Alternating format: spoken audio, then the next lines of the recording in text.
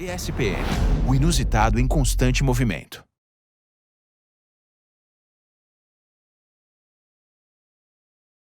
Olá, estamos aqui no estúdio da ESPM com mais um dia de estúdio. A proposta nossa do dia de estúdio é reunir conhecimentos das mais diversas áreas, dos mais diversos temas, para discutir e trazer contribuições para quem nos ouve, para quem nos assiste, para conhecer um pouco mais desses assuntos interessantes que são assuntos de mercado. Então a ideia aqui do nosso podcast é realmente discutir assuntos do dia a dia que impactam a nossa vida como clientes, consumidores ou como executivos das nossas empresas. Temos hoje aqui o professor Felipe Miller, professora Adriana Galli, e nós vamos falar de um tema que não escapa de ninguém, né, gente? Inovação. Esse tema, além de empolgante, de interessante, ele é um tema que está dentro dos ciclos. Ele nos remete para essa ideia, né, de ciclos de novos temas. Eu estava pensando um pouco e me lembrando lá no final dos anos 80, anos 90, as questões de qualidade total, né? Não sei se alguém lembra disso. O Felipe com certeza lembra, né, do tema qualidade total, em que foi um ciclo muito importante. A qualidade veio num momento das empresas brasileiras que qualidade ainda era diferencial. Só que uma vez, né, reconhecido que qualidade já não é mais diferencial, qualidade é dia a dia, é estándar, é entrega mínima, né? Bom, então dentro dessa lógica dos ciclos, vamos falar de inovação, né, como se diz by design. Mas antes de nós começarmos agora a tratar do tema, eu vou tirar a máscara, porque fica bem melhor falar sem máscara. Estamos aqui num ambiente controlado, bem saudável, então podemos tirar a máscara. Professora Adriana, conta para nós então o que é o design, como funciona. Então, o interessante é que o design hoje, ele pode ser uma abordagem utilizada por qualquer pessoa, né? Então, a formação de designer, ela é ótima, mas para o mundo dos negócios, ela veio ajudar a gente a abrir, né, a nossa cabeça para a criatividade, para utilizar os métodos ágeis dentro da abordagem e conseguir alcançar a inovação num formato onde, né, qualquer pessoa, né, utilizando multidisciplinarmente isso, consiga chegar numa resolução de problemas complexos, muitas vezes, com uma solução, né, mais inovadora. Então, o design, ele é uma abordagem, né, o design thinking, uma abordagem do design, que trata, né, dessa resolução de problemas, trazendo uma solução inovadora.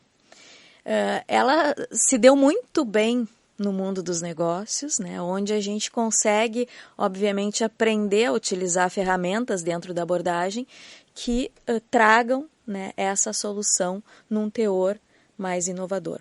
Então, tu perguntaste primeiro assim, o que é a inovação? Né? A inovação é tu poder trazer algo completamente novo ou uma melhoria sobre algo que já existe, mas que possa gerar um valor. E esse valor, obviamente, que tem que gerar demanda, né? A gente precisa, dentro do mercado, criar condições, né, para que a gente possa ter um valor diferencial. E aí a gente atinge. Então, a gente sai do modo invenção, que é a gente trazer um protótipo, a gente gerar uma ideia, e a gente tangibiliza isso dentro de uma ótica de geração de valor para o mercado. Então, o Design Thinking, ele, nessas condições, ele ajuda a gente a entender como fazer essa conexão, as engrenagens, saber trazer isso de um modo não linear, né? Então, a gente vai também treinando as nossas capacidades e competências para se abrir para uma nova forma de pensar e de poder trazer essas soluções já não tão tradicionais, né? A gente consegue trazer de um modo, né, mais abdutivo, que a gente chama, né? Fantástico. Agora, ouvindo você falar, eu fico me lembrando dos meus tempos de design, numa empresa de design, e fico me lembrando dos meus colegas designers lá falando, né, que tudo no design nasce a partir de um problema. E a palavra problema me incomodava muito naquela época. Eu dizia, por que um problema? Não pode ser uma coisa diferente? Não, um problema é algo que alguém precisa de uma solução. Então, o design vem para encontrar uma solução.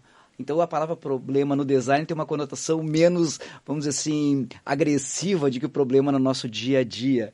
Então, são as formas de expressão. Exato, e a forma como tu vai descobrir o problema que também é legal. Porque tu coloca o teu usuário no centro disso, né? E a partir disso emerge o problema. O que é muito mais interessante, porque tu vai achar a solução para aquele teu usuário, né?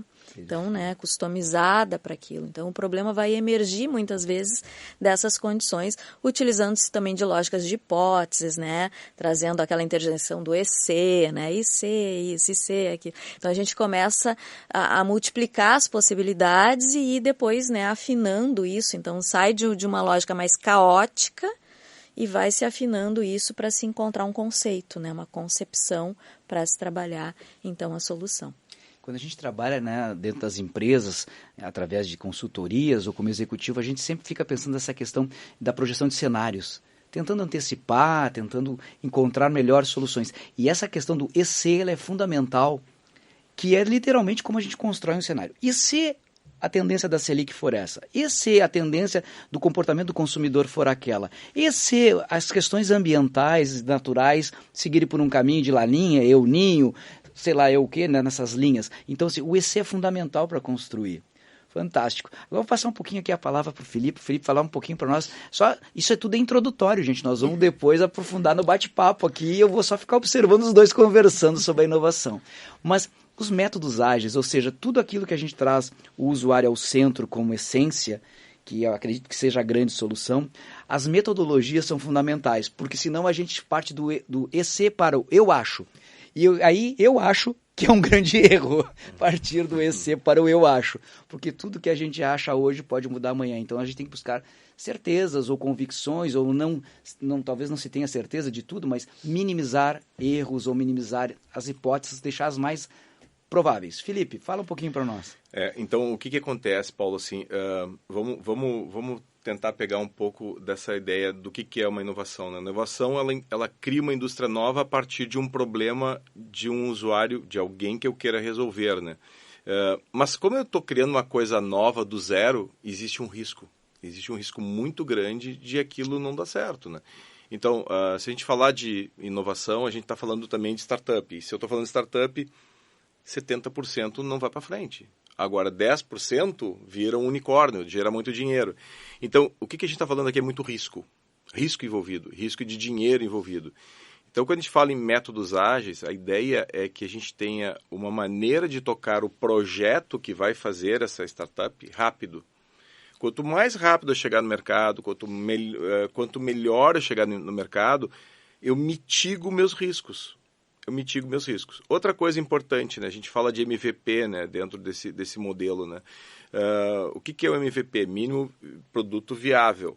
Então, em vez de tu colocar um risco assim, eu tenho uma ideia que vai resolver um problema de usuário e eu vou gastar milhões nessa ideia e vou entregar daqui a 2 anos, a ideia é que a gente pegue isso, transforme numa coisa, um mínimo produto entregável com algum valor, teste essa ideia, e aí depois eu vá evoluindo no modelo de construir, medir e fazer novamente, entendeu? Então isso mitiga riscos e agiliza meu time to market. Eu entro mais rápido no mercado. Métodos ágeis, basicamente, a gente fala aí de Scrum, a gente fala de Kanban, que são métodos que vão agilizar o meu projeto, onde a gente coloca o nosso usuário no centro do negócio. No passado, a gente tinha o quê? A gente tinha os métodos de projeto, aqueles cascata, aquelas coisas enormes lá, que tinha que cumprir todas as tarefas, ênfase no planejamento. Hoje não. Hoje a gente tem os métodos ágeis que são focados no usuário e focados numa entrega rápida. Essa é a ideia por trás disso. Perfeito. Eu acompanho o futebol americano, eu gosto muito da estratégia por trás daquele esporte, eu adoro. E lá MVP é o jogador mais valioso, então é bom sempre que traga traga a sigla e traduza, porque se fala MVP eu já fico pensando no jogador mais valioso, né? Mas é importante que nesse nosso papel aqui a gente consiga traduzir de uma forma mais acessível para todos que estão nos ouvindo, que necessariamente nem todos conhecem esse assunto, talvez estejam interessados, mas que a gente consiga traduzir. Mas, Felipe, falasse uma coisa interessante sobre essa questão da startup, 70% são descontinuadas, desaparecem, algumas sobram, adorei o teu número de 10% viram um unicórnio, achei fantástico, né? Mas aí a pergunta é o seguinte, crie rápido, teste rápido, erre rápido e faça de novo, é isso? Esta ideia, crie rápido. E eu acho que a ideia do errar rápido, né? Por que o errar rápido? Eu acho que eu queria focar nessa palavra, né? Criatividade é tudo numa empresa hoje em dia. Criatividade é tudo, né? E quando a gente falar startup e inovação, criatividade tem que ser solta. Imagina se eu fosse, como no passado, o erro, tu errou e vamos punir o erro. Não dá certo, né? Então, no método Scrum, o método ágil de gestão de projeto, o que ele diz assim? Não importa o erro. O erro é uma questão muito mais de a maneira como foi o processo.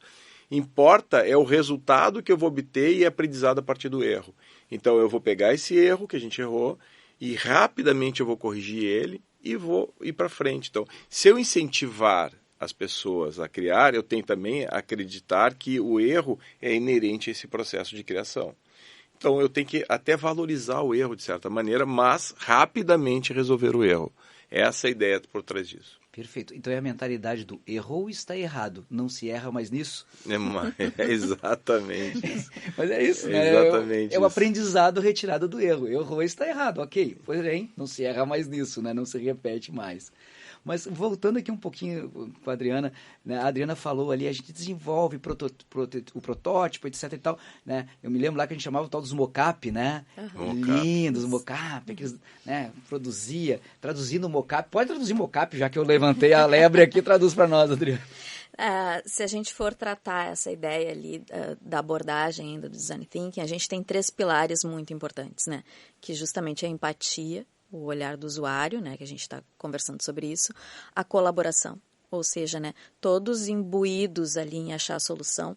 Então, isso para dentro da empresa também é super importante, tu trazer os setores para movimentar, né, a condição de se deixar levar também por esse processo de criatividade, de geração de ideias, além do usuário junto dentro do processo, e o pilar experimentação, que daí envolve MVP, né, protótipo, envolve a questão, né, o mock-up. Então, o que é? É tu tirar a ideia da cabeça, né? O Tim Brown diz, né, e fazer com as mãos, né, e poder colocar isso de uma forma mais tangível, onde tu consiga testar, validar ideias, né? Então, como o Felipe falou, né, a gente ter essas condições de conseguir ver se aquilo está dando certo, onde a gente pode corrigir e ir colocando essa ideia também para rodar, trazendo o usuário para testar junto, né? Trazendo as pessoas, as partes interessadas, né? Tem um exemplo tradicional que se dá no Design Thinking, que é aquele da GE, né? Das máquinas de ressonância, e que daí foram entregues as máquinas no hospital e o usuário era criança. Então, nossa, né? Volta tudo porque a criança tem que ser sedada, 90% de criança tem que ser sedada para fazer um exame de ressonância. Então, o designer da GE disse que aquilo era como um soco na cara, né? Saber que o usuário tinha que ser sedado para entrar na máquina e fazer o exame. Volta e pensa, então, um redesign, e daí mais no formato, né, de tu conseguir oferecer um serviço, então, porque tu não vai destruir a máquina, né? E como tu fazer isso? Chama toda a equipe, testa, traz a criança para entender, né, todo esse ambiente que cerca ela para fazer o exame, traz o pai. Então, quem é que está envolvido nisso? O médico, né? Tu precisa dessas pessoas para te darem repertório para poder construir, então, o protótipo. E se eu tivesse, né, condições de saber quem é o meu usuário desde o início, né? A máquina seria a mesma? Perfeito. Não.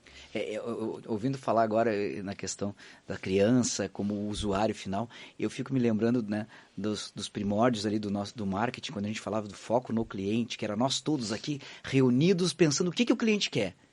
E aqui nesse caso é a prova que realmente a gente não sabia nem quem era o cliente, porque o cliente era um paciente. E nós descobrimos que o paciente era uma criança. Mudou todo o perfil do paciente. Porque se tem uma coisa que criança pouco tem, é paciência. Exato. Né? E aí nós estamos fazendo um produto para alguém que não vai usar esse produto.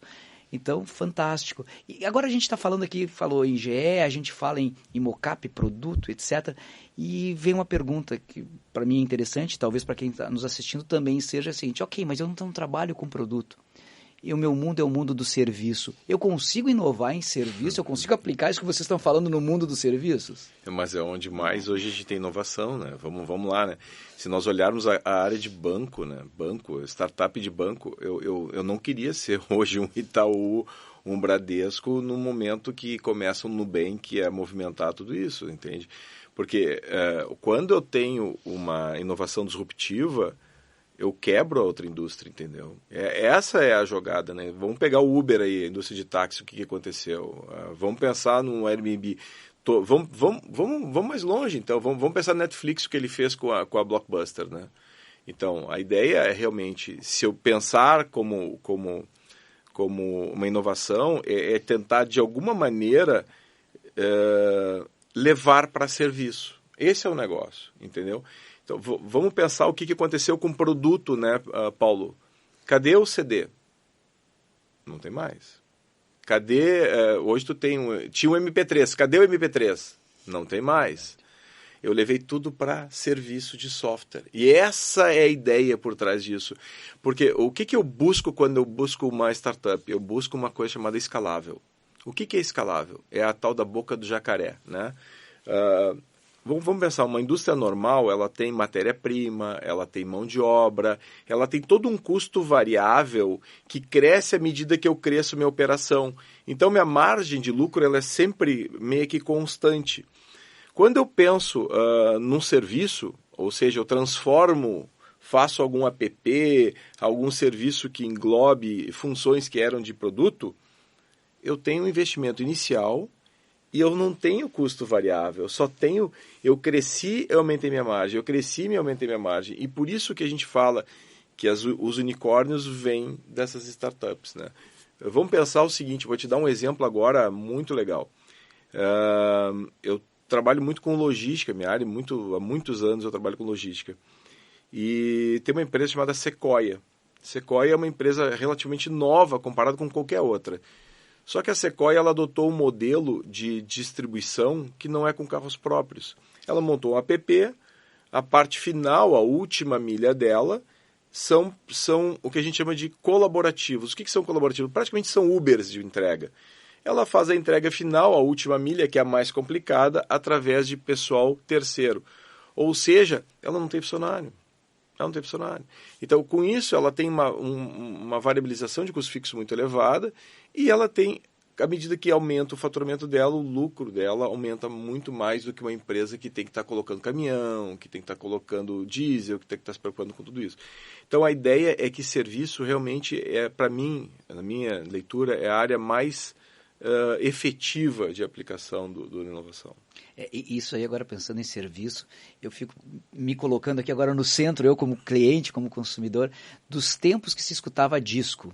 Para quem não sabe, está nos ouvindo, disco era uma coisa assim que redonda, vinil. Tinha de vinil, né? A gente tem que explicar, né? Porque nem sempre, talvez a gente tenha gente que não sabe o que significa, mas era algo hardware, né? Que nós tínhamos que botar num equipamento chamado toca-disco e a gente escutava a música ali, acredite, a gente escutava. Tinha um negócio chamado fita cassete também.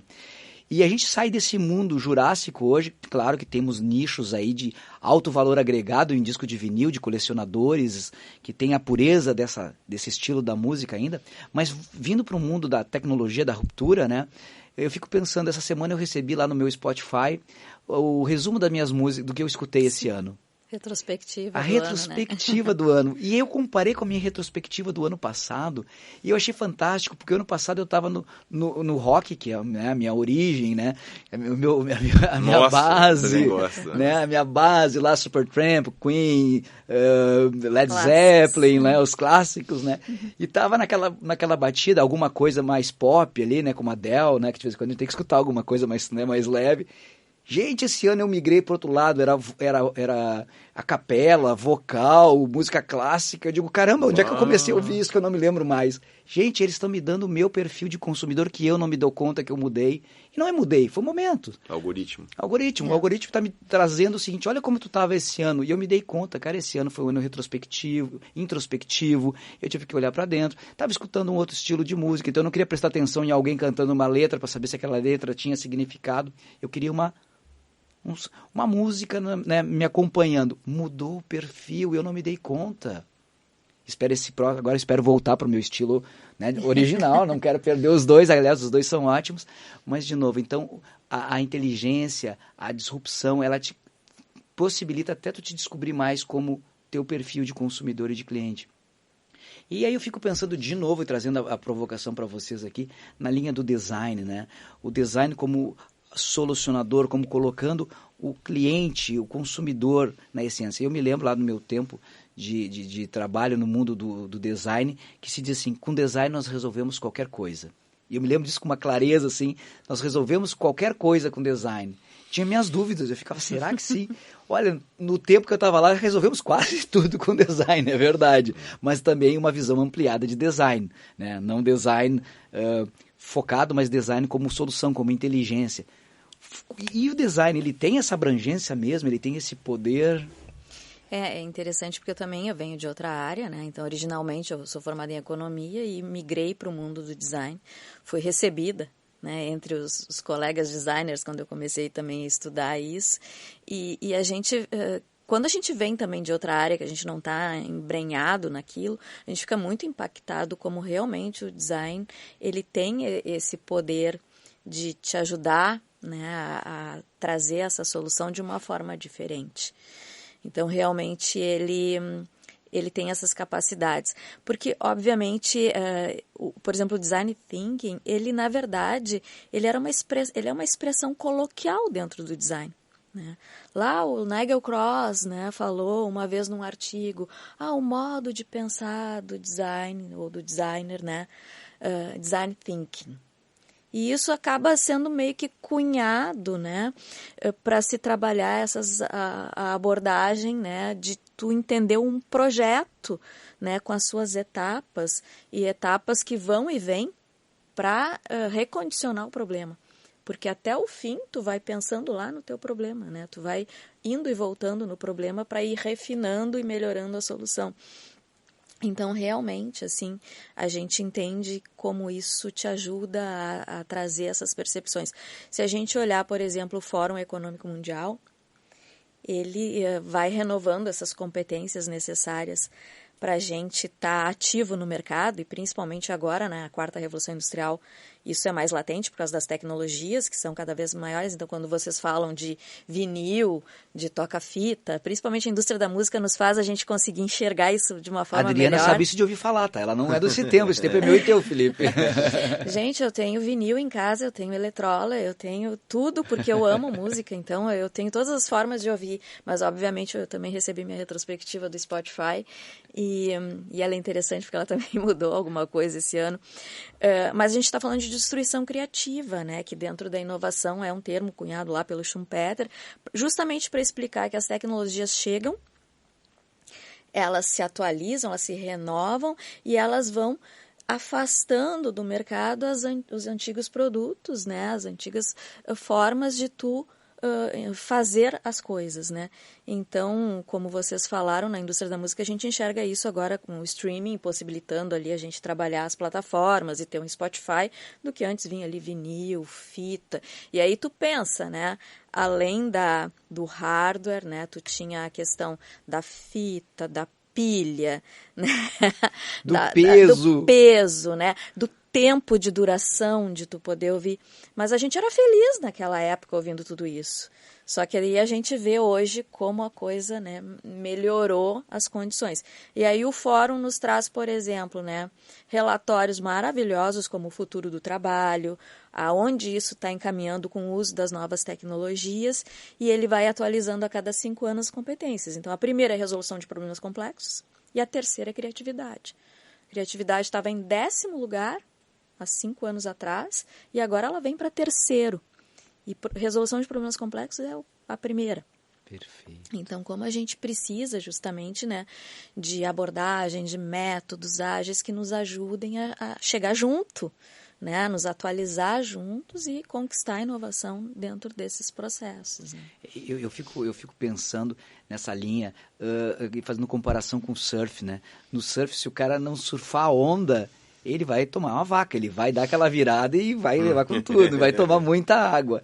Então, o surf, eu acho que ele é um comparativo legal, porque bacana, você aproveita a sinergia daquela força superior, que você que é incontrolável, você não vai controlar a onda, e surfa nela. Então, quem ainda tenta surfar contra a onda, vai tomar muita água salgada. E isso que tu está trazendo ainda, porque eu adoro falar em música, né, já que a gente trouxe o assunto. Eu também sou apaixonado. Eu lembro de uma banda que foi super importante, né, dentro dessa ótica de quebrar, inclusive, a lógica das gravadoras, né? Porque daí colocou as suas músicas, o seu disco, se tu quiser baixar, né? Baixa à vontade lá, tá à disposição do usuário, e daí todo mundo ficou colando as placas, né? Tá, o que eu faço agora? Vou vender o quê? Né? Vou fazer o quê agora, né? Então, tem que se reinventar a indústria da música, tem que, né, começar a pensar, tá, então agora como é que a gente vai fazer para remunerar tudo isso, né? Então, volta os shows, que era uma coisa também, né? Volta a forma de fazer, vem o Spotify, que também é uma outra forma de se trabalhar. Então, isso vai transformando né, esse mundo e a necessidade, porque isso é o desenvolvimento econômico, é o progresso, né? E a Adriana está trazendo uma coisa interessante, muito, muito legal, que eu fiquei fazendo link aqui agora, quando a gente fala, né, que a nova tecnologia vem para destruir a anterior. O Felipe trouxe o Blockbuster como um exemplo, que veio revolucionar, né, os streamings aí, as Netflix da vida, e aí vai acabar. Quando a Blockbuster surgiu, eu me lembro que o grande decreto foi: acabou o cinema, não existirá mais cinema. Realmente, cinema de rua desapareceu, mas eles migraram para o shopping, então eles foram fazer parte de um agregado de um ambiente de entretenimento e viraram uma nova maneira de diversão, diferente do que ela era antes, que era espalhado. Ele virou dentro de um ambiente em que você vai, janta, passeia, compra e vai no cinema. E aí, ao mesmo tempo, a indústria cinematográfica se reinventou e talvez nós tenhamos tido aí nesses últimos anos os maiores sucessos, pegar, né, os Vingadores e entre outros tantos, e a indústria do cinema se reinventou, enquanto a indústria meio, que era as locadoras de vídeo, desapareceram nesse processo. Então, de novo, oportunidade e ameaça tem uma linha muito tênue entre elas. É como você vai se comportar frente a elas que vai fazer com que ela seja uma ameaça ou uma oportunidade. E aí eu vou passar a palavra para o Felipe, fazendo mais um link com o que a Adriana falou, que eu acho muito legal, quando ela disse: eu venho da economia para o design. Na hora bateu assim, nós não teremos mais uma carreira, nós teremos carreiras ao longo da nossa vida, né? Nós aqui já estamos nessa vida, então quem é mais jovem que nós, com certeza terá muitas carreiras. E aí vem a jogada que eu vou deixar a bola picando pro Felipe, que eu sei que ele adora o tema, e como ele linka isso com a inovação, que é: eu saio de um pensamento racional, lado esquerdo do cérebro, e migro para design, que me obriga a ter criatividade e solução de problemas complexos, que talvez seja um mix entre os dois. Como é que funciona a nossa cabeça com tudo isso, Felipe? O que acontece, né, Paulo? Eu queria puxar ainda mais para trás ainda. Eu queria fazer um histórico de tudo que aconteceu, né? Queria puxar também um ponto importantíssimo que tu falou, que eu adorei, que é a questão assim: quem não surfa a onda toma vaca. Amei essa história. Então, o mundo ele é formado por ondas, né? Sean Peter já falou isso, né? Mas vamos olhar assim na indústria que gera dinheiro, né? 1950, qual era a onda? Produzir mais, né? Era produzir. Então tinha um foco assim, a era da produção, né? Depois de 1950, 60, marketing, eu tinha que vender, porque eu produzia e eu tinha que vender, né? Aí eu venho evoluindo, tu falou também de qualidade total, né? Daí eu tenho aquele modelo de qualidade total, 1970, né? Era moda a qualidade total. 1980, a logística, eu produzo em qualquer lugar do mundo, então agora é mais barato, eu posso trazer daqui, posso mandar para lá, né? 1990, RP, parte de sistemas. 2000, Porter, né? Estratégia, vantagem competitiva, então o Porter foi muito forte. 2010, inovação, né? 2010, inovação, né? E a Adriana comentou um outro ponto importante, quarta revolução industrial. Então, quando eu somo inovação com quarta revolução industrial, eu tenho uma era que eu chamo de transformação, né? E esta é a era que nós estamos vivendo hoje. E esta é a era que a gente tem que surfar hoje, né? Que ela engloba tanto a inovação quanto uma revolução tecnológica muito forte ao mesmo tempo. Então, a indústria de tijolos que nós ficamos acostumados dos últimos 100 anos, que começa lá na primeira revolução industrial, na segunda revolução industrial, basicamente, que é Ford, né? Isso morreu. Nós estamos indo para o modelo de indústria criativa, né? Por outro lado, eu também tenho uma outra mudança muito grande que eu acho que a gente tem que ponderar, de surfar a onda, né? eu e tu somos baby boomers, né? Então, o que era o baby boomer? Era carreira, casamento, família, carro, casa, ter. Nós queríamos ter, nós tínhamos que ter. E hoje, eu como professor, o que eu vejo, assim, os jovens, assim, e eu tenho uma felicidade de ser professor da graduação e eu gosto disso, eu tenho prazer de dar aula, o jovem da graduação hoje ele quer viver a vida, né? A vida dele sei lá, viajar, beber. Então, toda essa mudança, essa transformação tanto da nível de indústria quanto a nível de maneira de pensar, né? Geração Millennium começou a grande mudança. A geração Centennial, então, ela já é quase digital mind, na mente deles, né? Como é que funciona a mente nesse quesito, assim? A nossa criatividade, ela não vem do racional. Ela vem do sentimental, ela vem do límbico, né? Então, só que eu tenho que ter o racional junto, porque senão eu não consigo fazer negócio. Então, essa dicotomia entre criatividade pura e lógica de negócio é o segredo do sucesso hoje.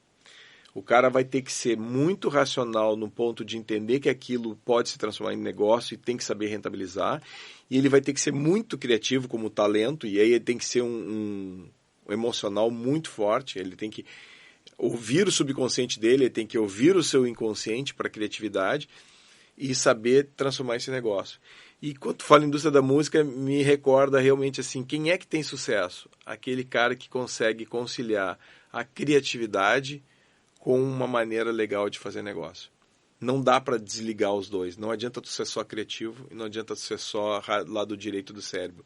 Tu tem que ser os dois ao mesmo tempo. E esse talento é difícil. E voltando, né, Paulo e Adriana, o que eu sinto hoje, assim? Eu sinto que essa juventude, ela é mais criativa do que nós éramos. Nós fomos construídos como pessoas mais quadrados, assim, porque nós queremos carreira, nós queremos modelo de uma vida mais regrada.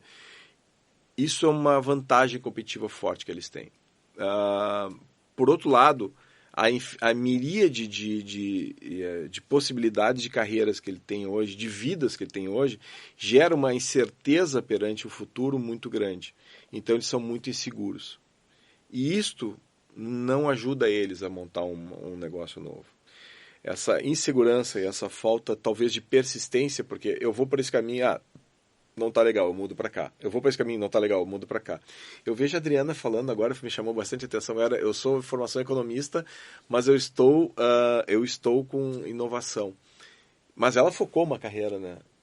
E eu vejo que o jovem hoje ele ainda não está conseguindo isso, por causa da quantidade de possibilidades que ele tem. Então, se a gente conseguir somar criatividade, conseguir somar a parte de racional, e a última parte que eu queria botar nesse tripé, que para mim é muito importante, é a persistência. Qualquer negócio que tu colocar com persistência, ele vai vingar. O problema é desistir no meio. Exatamente isso. Eu acho que essa questão da resiliência, a capacidade de enfrentar e levantar, né? Não cair, mas saber se levantar. Felipe, falar uma coisa, só um pequeno detalhe. Eu vou te mandar algumas, não autores, mas algumas pesquisas. A gente é borderline, eu prefiro me localizar na geração X, tá? Porque eu tenho alguns lá que falam que... Que idade está, Paulo? Eu vou dar idade aqui, né? Gravando, né, Felipe? Por favor, né? Também, né? Vocês não perguntem pra mim. Não, que isso não é assim. É borderline. Então, já que hoje em dia a gente pode se identificar, eu me identifico com geração X, tá? Deixa eu me identificar com geração X. Agora é ageless, sem idade, é a nova tendência de mercado, e até sem... Sabe que é difícil até, desculpa, tô te interrompendo, mas essa questão da geração, alguns perfis são difíceis, inclusive, da gente clusterizar numa geração. Eu sou X, mas eu me considero, às vezes, até Z em alguns momentos. Matou. Eu acho que a Adriana trouxe tudo. É bem isso. Gente, eu conheço jovens de 80 anos e velhos de 20. Sim. Por quê? Porque é momento, é comportamento, Sim. é cabeça. Eu sou um cara que eu adoro tecnologia. Eu tenho novidade, eu quero fuçar, eu gosto de de mexer, eu tenho curiosidade. E gosto, porque eu acho que é divertido, é rápido, facilita a vida. Mas é perfil, isso varia, né? Mas, fazendo só, né, tirando a brincadeira aí né, do borderline, né? Uma coisa interessante que eu acho que também a gente tem que levar em consideração, estávamos falando em música, né? Falando bastante de música. Tem uma banda nova, uma gurizada muito boa, recomendo a vocês, chama-se Rolling Stones, tem uns guri bom lá pra caramba. Gente, olha a idade dos caras. O vocalista dança que é uma coisa de louco, né? Além de cantar. Move like... Move like Jagger. Move like Jagger, né? Então, assim, nós estamos falando de uma banda que é ageless, como ela acabou de dizer, não tem, quem escuta, claro, vai ter, né, são gostos musicais, não se discute, mas tem jovens que escutam e adoram, porque eles ultrapassam alguma barreira que defina a idade. Mas, voltando ali, falando, nós falamos em música, vamos falar um pouquinho em comida, tem aquele chefe, o Gordon Ramsay, aquele, né, sim, o Gordon, e ele fala uma coisa que eu acho muito interessante, e eu acho que a gente pode trazer o exemplo para o mundo da comida, já falamos em música, falar em comida, já que estamos falando em divertimento, cinema, né? Vamos falar em divertimento. Quando ele fala, às vezes, lá assim, não adianta um restaurante ter muitas opções, porque isso confunde a cabeça do consumidor. Eu tenho esse problema. Então, eu estou falando porque eu estou olhando para ti aqui, porque o Felipe, pessoal, né, que está nos ouvindo aqui, o Felipe, além de um brilhante engenheiro, de um brilhante negociador, também é um dono de restaurante de uma comida que eu adoro, que é o sushi, né? Então, essa é a condição que ele fala. Muitas opções acabam confundindo a cabeça do consumidor, porque ele acaba ficando assim, tá, mas o que eu peço? Eu gosto disso, eu gosto daquilo. Então, a brincadeira que eu quero fazer contigo e que vocês possam me trazer aqui alguma coisa nesse caminho da inovação, eu ouvi numa palestra, tá? Não é, o fundamento não é meu, eu ouvi numa palestra, estou copiando aqui, que ele fala no restaurante quântico. Que o restaurante quântico, você senta e o garçom chega e diz, boa noite. Você diz, boa noite. A gente diz, por favor, o cardápio. E ele diz, nós não temos cardápio. Como assim não tem cardápio? Não, pode pedir qualquer coisa. Qualquer coisa? Qualquer coisa, pode pedir. Aí eu pergunto para vocês dois aqui. Vocês no restaurante quântico, o que vocês pediriam? O que tu pediria, Adriana, no restaurante quântico? Algo com camarão. Provavelmente. Camarão. Mas eu fico pensando, coitado do chefe. Não, mas pode pedir. O restaurante quântico funciona assim. Ele vai atender o teu pedido. Eles não têm cardápio. O que tu pede? Dá o nome. O que tu pede? Um bobó de camarão. Bobó de camarão. Felipe, o que tu pede no restaurante quântico? Apesar de eu ser proprietário de um restaurante sushi tailandês, eu pediria hoje...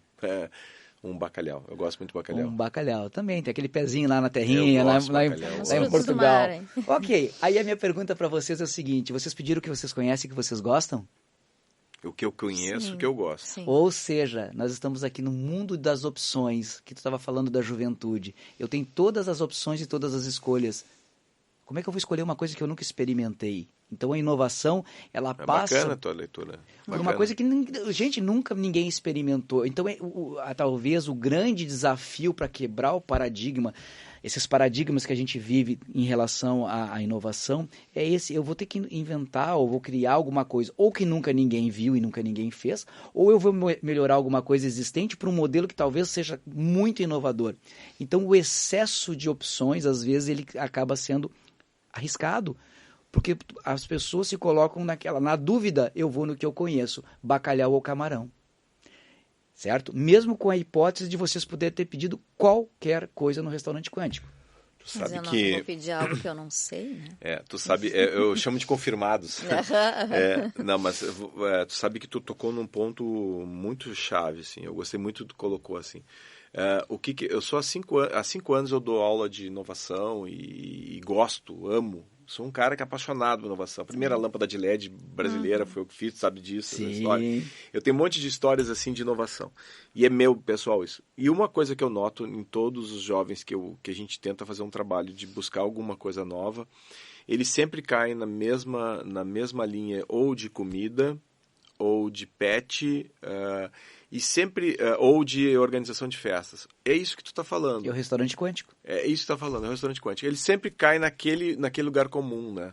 E essa semana passada, agora, a gente fez aqui na escola, eu trouxe eu fiz uma coisa chamada Lionscade, que é a gente traz pega os alunos, eles apresentam o projeto e tem um cara que avalia, tem três investidores que avaliam. Já tive a honra de participar, já. Já tive a honra de participar lá. Então, e aí o que acontece? Esse cara estava avaliando e ele falou de um projeto daqui do Rio Grande do Sul, que um cara bolou sistema de recarga de carros. Aquilo me chamou a atenção, né? Poxa, é isso que a gente tem que buscar aqui, entendeu? Não ficar na mesmice do restaurante quântico de sempre comida, e eu, apesar de ser um cara de comida, mas comida, pet e alguma coisa de organização de festa. Poxa, por que a gente não vai para uma coisa um pouco mais diferente? Essa falta de ir para o diferente tem a ver com segurança, eu acho. Porque eu vou fazer aquilo que eu conheço. Parabéns, acho que a tua colocação foi muito boa. É inovação, né, gente? É quebrar paradigma, né? É tu poder te livrar de alguns modelos mentais, né? Entender, né, o contexto que a gente está vivendo, o que pode ser algo interessante para o usuário, que nem ele saiba que aquilo vai ajudar ele, né? Então, essa descoberta, que daí vai mais para a abertura de um mercado e não para a competição, para inovar, para melhorar as condições de competição no mercado já, né, cheio, né, que também pode ser, né, que daí vai mais para o lado da melhoria, mas a inovação nesses moldes aí que vocês estão falando, que o Felipe trouxe, é a gente justamente abrir uma nova possibilidade e fazer o usuário entender que aquilo é importante para ele e que talvez ele nem pensasse nisso, mas isso realmente faria falta ali na vida dele e ele não está enxergando, e a gente ajuda, né, trazendo isso, e aí gera o valor e traz todas as condições econômicas também importantes, né, para a gente conseguir fazer o mercado movimentar de um todo, né. Isso é muito legal, e esse movimento do mercado, a gente está falando de empresas, né? Estamos falando de empresas, estamos falando do nosso consumo, do nosso cliente, mas do nosso fornecedor, nós estamos falando do mercado em que a gente está inserido. E aí eu fico pensando assim entre nós, né? A gente está falando em inovação. Inovação tem uma caixinha lá, voltando para a questão, né, prática, tem uma caixinha de inovação. Mas a inovação, a caixinha dela não está isolada da caixinha da gestão, da caixinha do marketing, da caixinha de vendas. Cada um tem sua caixinha. E tem a caixinha da estratégia. Na caixinha da estratégia, quando você abrir ela e vai olhar, tem uma coisa chamada qual é a sua disposição ou apetite ao risco. Porque se você não tem apetite ao risco, a tua inovação vai ser zero, vai ser nula, vai ser muito, quase insignificante. Se você quer inovar, você tem que ter algum tipo de apetite ao risco. Verdade. Porque tem que agir rápido, testar rápido, fracassar e errar rápido para reiniciar. Isso eu tenho que ter apetite a risco, eu tenho que estar disposto. É aquela história, não sabe brincar, não desce no parquinho. Não vai no playground, não vai no parquinho. Então, esse parquinho é mais ou menos, eu comparo com o mercado de ações. Se você vai entrar para o mercado de ações para ficar olhando de 2 em 2 minutos o comportamento das ações como investidor, não como operador do mercado, que isso é a função, mas como investidor, e está subindo e descendo, você começa a entrar em desespero, a inovação não funciona assim, não pode funcionar assim. A inovação tem que estar predisposta ao erro, tem que estar predisposta à tentativa, porque do erro, vários erros vêm algum acerto, e esse acerto pode ser o unicórnio que o Felipe nos trouxe aqui no mundo das startups, né? Então, é bem colocado, Paulo, nesse ecossistema colaborativo que a gente tem hoje, né? Então, eu faço questão de conversar com anjos.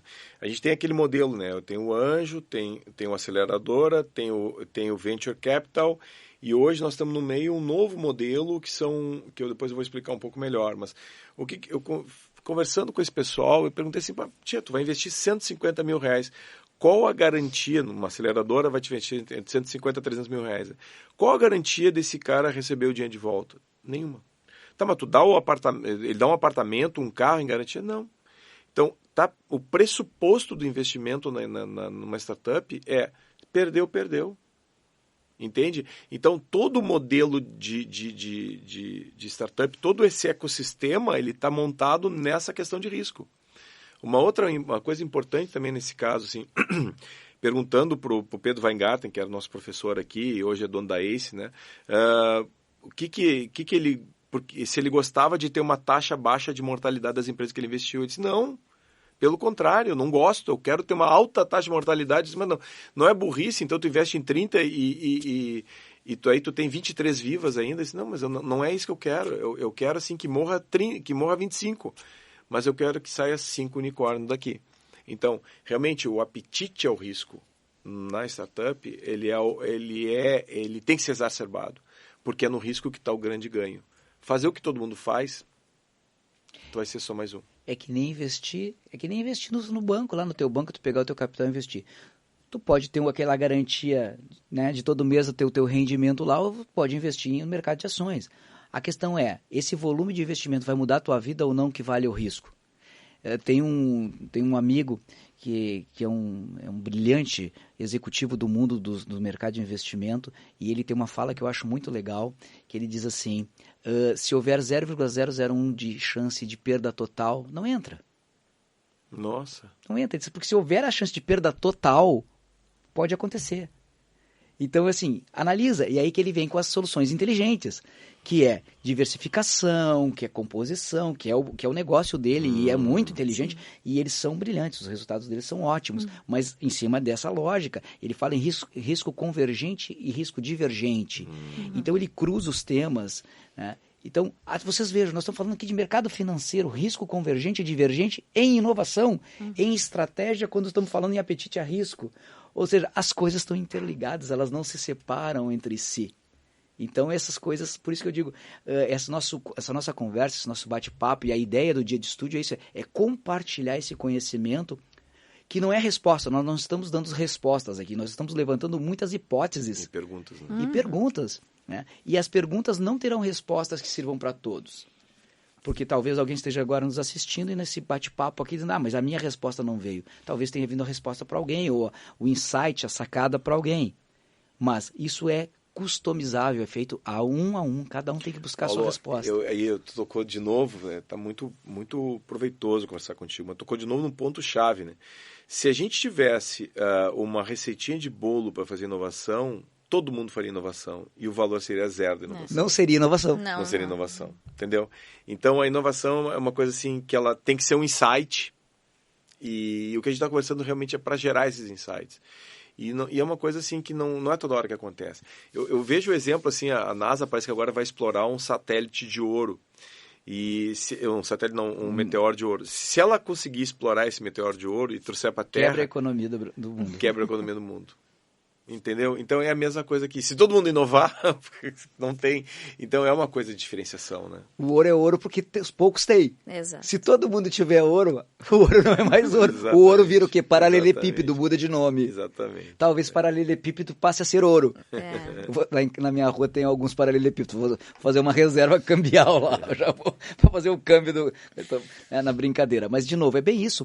Se ele vira algo absolutamente abundante e comum, ele deixa de ser diferenciado.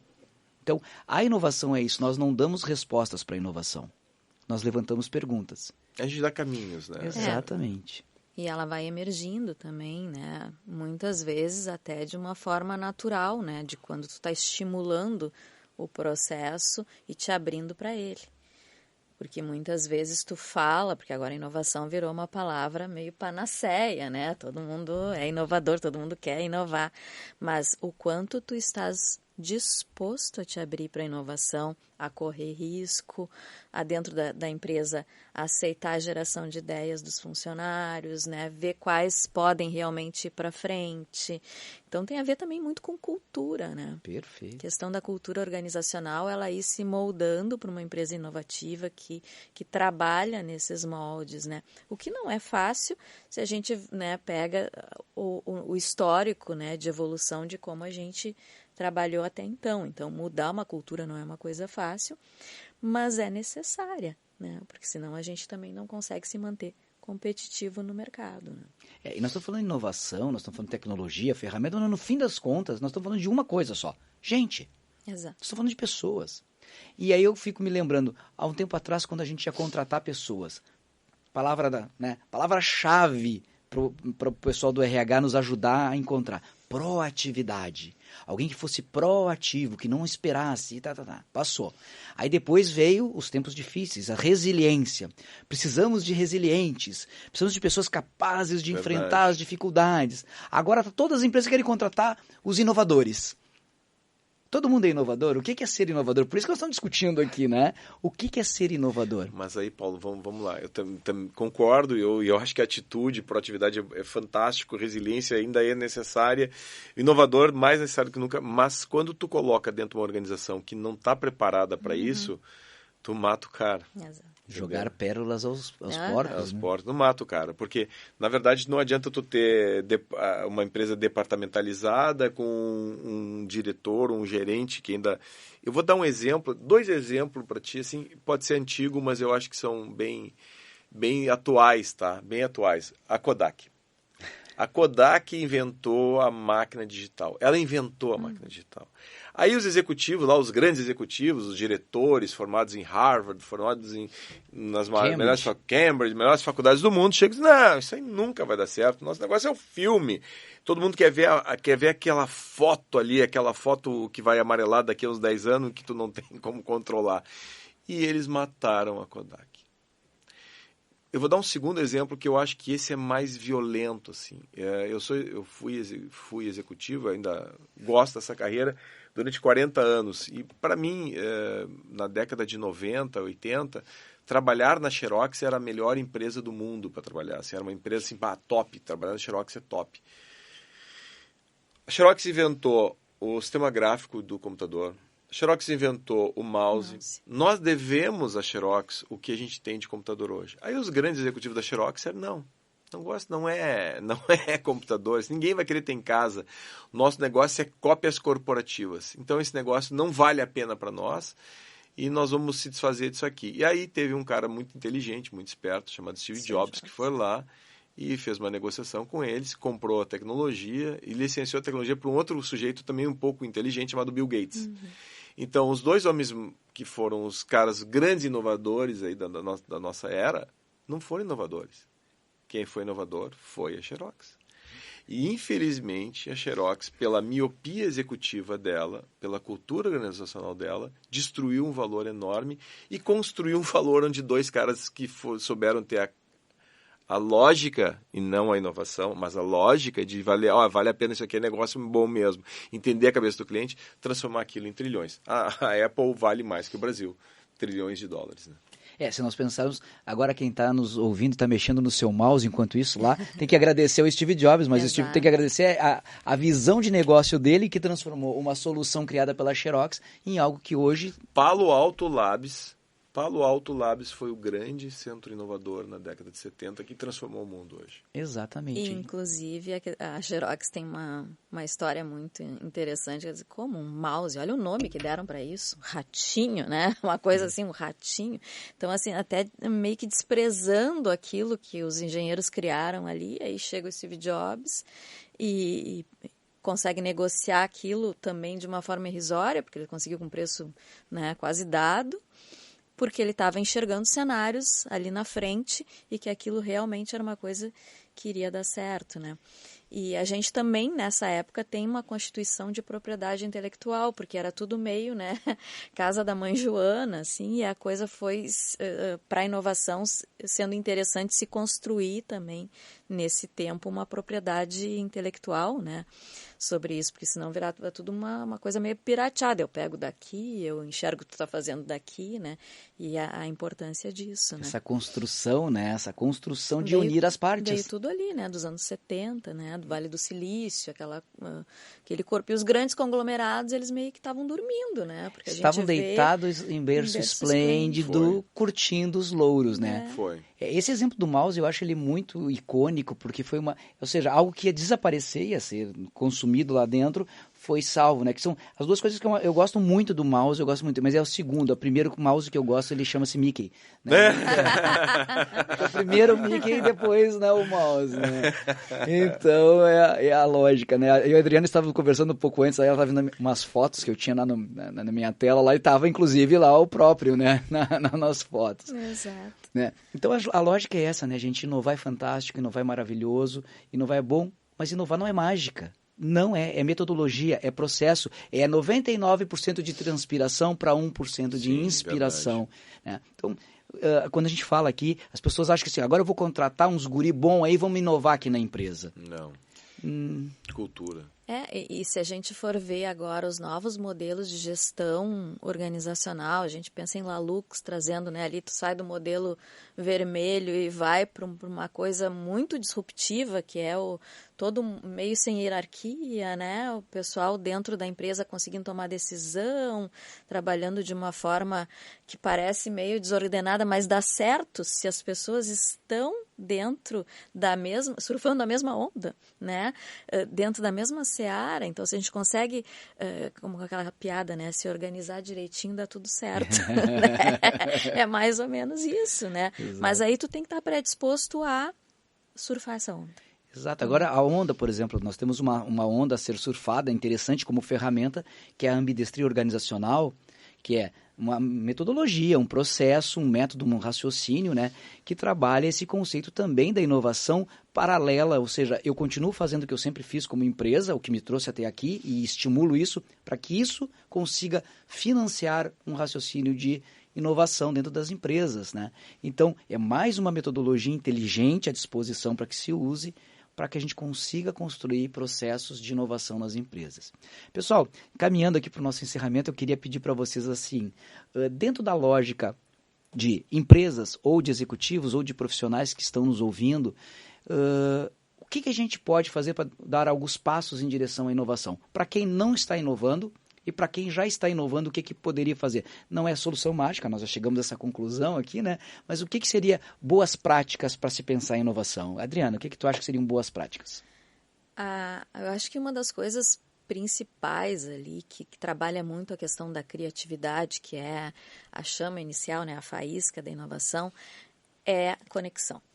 Então, tu te dá conta das conexões que tu estás fazendo e como isso pode ser um estupim para a geração de ideias e, posteriormente, trabalhar a inovação. Porque a conexão ela é muito sensorial. Então, tu poder te dar conta do que tu vê, do que tu fala com as pessoas, né?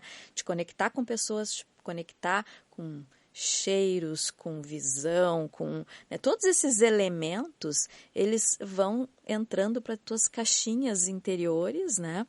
E tu é estimulado posteriormente o tal do insight, que nada mais é do que uma geração de ideias a partir do teu processo de conexões.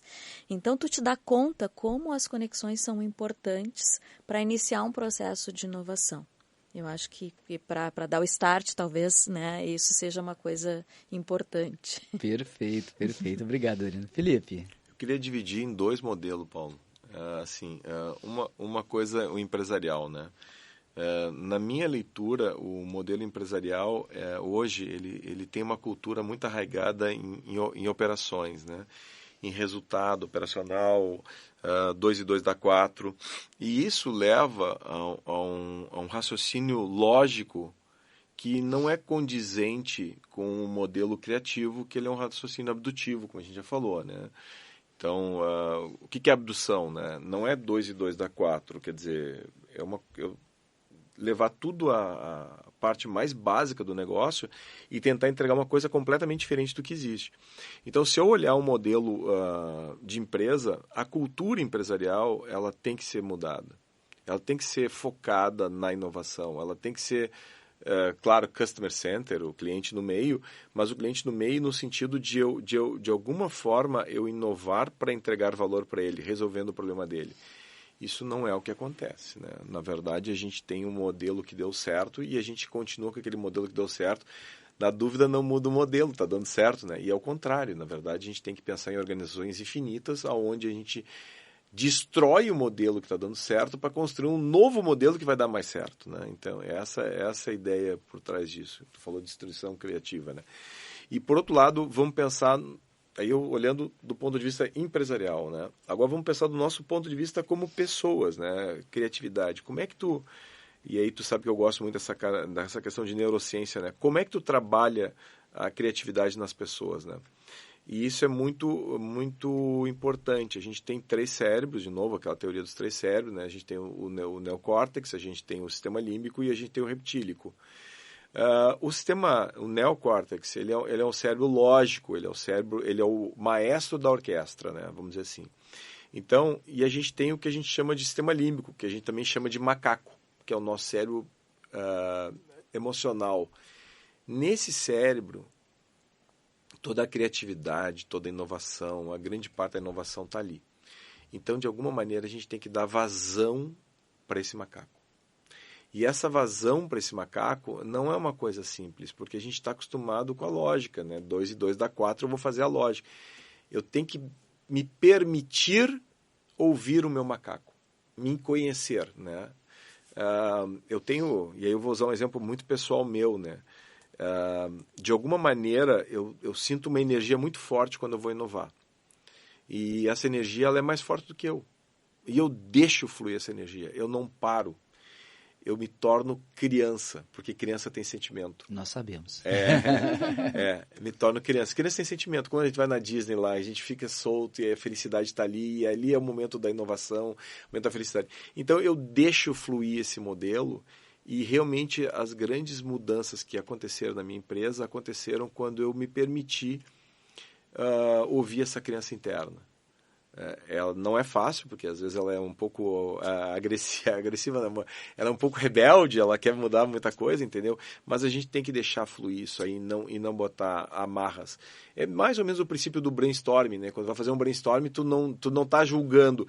Tu julgou, tu matou a criança, porque daí tu construiu o teu cérebro neocórtex que está dizendo, não, calma lá. Ele está censurando aquele sistema límbico. Tu não pode fazer isso. Tu tem que deixar fluir e fluir. Por mais esdrúxula que seja a ideia, talvez esteja ali a grande virada, como tu falou, do risco, né? Então, essas duas visões que eu queria deixar como final aí.